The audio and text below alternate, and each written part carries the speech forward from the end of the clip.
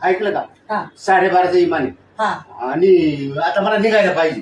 हा काय ऐका झालं? ऐका ऐका खाली बसा खाली बसा. तिकीट घेतलं का? हा नाही तर ठीक टीसी बिशी यायचा. तिकीट बरोबर सांभाळून ठेवा.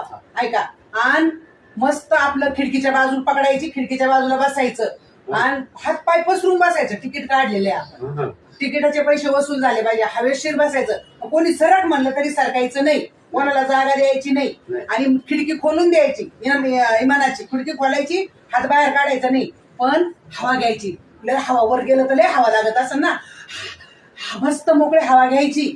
आणि इमान जर कुठं चहा प्यायला उभं केलं तर पटापटा चहा प्यायचा आणि पटकन जाऊन बसायचं. इमान जायचं उडून आणि आपले बोजे राहायचे त्याच्यातच. कळलं? हा. आणि मग असं कर ना, हा तू बी आली असती तर बरं झालं असतं. मी कशाला पण ऐका या अगं अनुभवी माणूस असावं. नाही नाही नाही नाही आता तुम्ही निघा मग. आता टाइम होऊ राहिला नाही तर इमान जायचं उडून. काय राहिलं तर नाही ना?